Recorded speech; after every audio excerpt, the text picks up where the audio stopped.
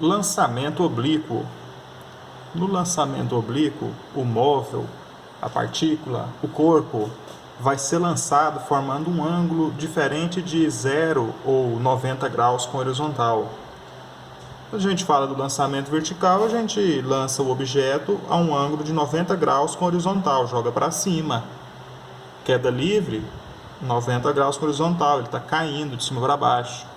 Quando a gente fala de lançamento horizontal, é 0 graus com a horizontal, ele está sendo lançado na direção horizontal. Quando a gente fala lançamento oblíquo, a gente está falando de um lançamento onde o objeto vai ser lançado em um ângulo aqui no meio, diferente de 90 ou 0 graus. Ou seja, isso aqui é quando a gente está chutando uma bola, quando a gente está num canto da sala, vai jogar uma borracha para o colega lá no fundo, algo desse tipo. Vai estar com uma pedra na cabeça de uma pessoa. A gente vai jogar o objeto a um ângulo diferente de 0 graus e diferente de 90 graus. Então, o objeto está sendo lançado a um ângulo alfa com relação à horizontal. Características deste movimento. A velocidade no eixo x vai permanecer constante. É a mesma velocidade no eixo x do lançamento, porque não há uma força que está fazendo esse movimento, essa velocidade x aí ser acelerada ou retardada. Ou seja, o movimento horizontal continua sendo em movimento uniforme, em mu.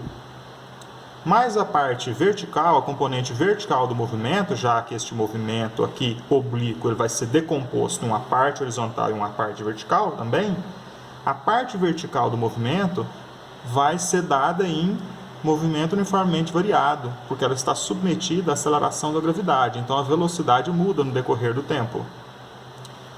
Então nós vamos ter o movimento vertical no movimento uniformemente variado, as equações vão envolver a aceleração, que no caso é a aceleração da gravidade, que está agindo sobre a partícula, e o eixo horizontal, o movimento em x, vai ser dado em movimento uniforme. As equações não vão apresentar aceleração, porque o movimento é uniforme, não há aceleração no objeto.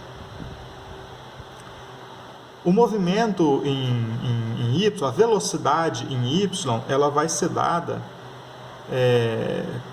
pela velocidade da partícula, inicial da partícula, vezes o seno do ângulo. Essa é a velocidade em y. Enquanto a velocidade em x vai ser o movimento da partícula, velocidade da partícula, vezes o cosseno do ângulo. Assim como a gente já fez lá em outras ocasiões, onde a gente decompõe esta velocidade aqui em eixo x e eixo y. Quando o movimento inicia, a partícula está em repouso, a partícula está parada aqui, você dá um chute na bola, joga a pedra, seja lá o que for. Quando o movimento da partícula inicia, ele tem uma velocidade que vai ser decomposta em velocidade em y, velocidade em x. Todas essas são as velocidades iniciais. Depois que ele já entrou em movimento, a velocidade no eixo x continua a mesma e a velocidade em y vai mudar conforme a aceleração da gravidade. Mas ainda assim a velocidade vai ser a componente das duas, a velocidade em y e a velocidade em x. Só que a velocidade em y vai mudar, vai ser diferente da velocidade inicial a cada momento da trajetória. A velocidade em x não muda, ela continua constante. A velocidade em y ela vai diminuindo ao longo da trajetória em função da aceleração negativa da gravidade, né? Porque eu chutei o objeto para cima, o movimento foi iniciado para cima e a gravidade está puxando ele para baixo. A aceleração tem sinal diferente da velocidade. Nós temos movimento retardado na primeira parte do movimento, então a velocidade vai diminuindo ao longo do tempo, diminuindo, até que atinja a altura máxima. Atingiu a altura máxima, a velocidade em y vai ser igual a zero. Quando o objeto atinge a altura máxima, ele para em relação a y. Então a única velocidade que está agindo sobre ele neste instante, onde ele atingiu a altura máxima, vai ser a velocidade em x. A velocidade em y aqui é igual a zero. Por isso que ele parou, por isso que ele atingiu a altura máxima. Se ele tivesse velocidade ainda, ele não tinha parado, ele continuaria subindo. Então ele atingiu a altura máxima, velocidade em y igual a zero. A partir desse instante, o movimento passa a ser acelerado com relação ao eixo y. porque agora ele tem velocidade para baixo, então velocidade negativa, e a aceleração da gravidade também para baixo, também negativa. Então, a partir do vértice da parábola, nós temos movimento acelerado. A gravidade e a velocidade possuem ambos o sinal negativo. O movimento vai ser acelerado com relação a y, né? Estamos falando do movimento vertical. Movimento horizontal, a velocidade é constante, nem estamos falando dele agora. Estamos falando do movimento em relação a y. E essa velocidade vai aumentando, aumentando, aumentando, aumentando, aumentando, até que um instante antes do movimento terminar, nós vamos ter que a velocidade no eixo y vai ser igual à velocidade inicial.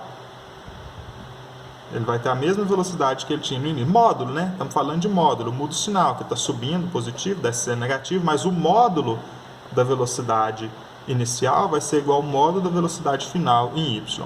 No decorrer da trajetória, essa velocidade diminui, depois aumenta até ficar igual à velocidade que ele tinha anteriormente. E a velocidade em x continua a mesma. Bom, para discutirmos esse movimento em exercício, nós vamos usar as seguintes equações. Para o movimento horizontal, no eixo x, a aceleração é nula, por isso é movimento uniforme. A velocidade em x vai ser a velocidade inicial em x durante todo o percurso. A posição em x vai ser a velocidade em x vezes o tempo. É a função horária da posição quando a gente tem movimento uniforme, né? Posição é igual a posição inicial, que é zero, né? Não aparece aqui, mais VT, velocidade vezes o tempo. Então, a velocidade inicial, que é a mesma durante toda a trajetória, vezes o tempo. A velocidade inicial em x vai ser a velocidade inicial vezes o cosseno do ângulo. Este ângulo aqui que o objeto faz com a horizontal quando é lançado. E a distância máxima, quer dizer, o alcance, chutou a bola aqui. Lá onde a bola vai chegar é v0² mais seno de 2θ dividido pela gravidade. Então, quando vocês estiverem jogando bola, quiser saber se a bola vai chegar no gol, nessa distância do seu pé à bola, faça essas contas e saiba aí a que velocidade você tem que chutar a bola para ela chegar lá no gol. E no movimento vertical, o que nós teremos? Movimento uniformemente variado. Neste, a aceleração no eixo y, portanto, né, vai ser o oposto da gravidade. Por quê? Nós estamos lançando o objeto para cima, fazendo um ângulo, não exatamente para cima, mas no movimento que tem componente vertical para cima, enquanto a aceleração da gravidade puxa ele para baixo. Então, por isso, negativa a gravidade. A velocidade em y, a velocidade vertical da partícula, vai ser velocidade inicial em y menos aceleração da gravidade vezes o tempo. A posição em y vai seguir a fórmula da função horária das posições quando tem aceleração envolvida, o sorvetão. A posição em y vai ser a velocidade inicial em y vezes o tempo, vezes o tempo, menos a gravidade dividido por 2, que é a aceleração dividido por 2, vezes o tempo ao quadrado. A velocidade inicial em y, como que calcula? A velocidade inicial vezes o seno do ângulo. Enquanto a velocidade em x é cosseno, a velocidade em y é o seno do ângulo. E a altura máxima que o objeto atinge, essa altura aqui, a gente obtém fazendo a velocidade inicial em y ao quadrado, dividido por 2 vezes a aceleração da gravidade. O alcance máximo é obtido quando a partícula é lançada a um ângulo de 45 graus. Se eu lançar a partícula a um ângulo maior que 45 graus, ela sobe muito, ela vai ter uma altura máxima maior, mas ela vai ter um alcance menor. Se eu jogo ela a um ângulo menor que 45 graus, ela vai ter pequena altura e pequeno alcance. Agora, se eu jogar essa partícula a um ângulo de 45 graus, vai ser onde ela vai ter o maior alcance. Que é esse aqui, ó. A um ângulo de 45 graus, a partícula tem o maior alcance. Por que ao ângulo de 45 graus a partícula tem o maior alcance? Porque o alcance D é a velocidade inicial ao quadrado vezes seno de 2θ dividido por g. Seno é um número que varia entre 0 e 1. Para esses ângulos aqui, que estão entre 0 e 90 graus, o seno varia entre 0 e 1. O maior seno de todos é o seno de 90 graus, que é 1.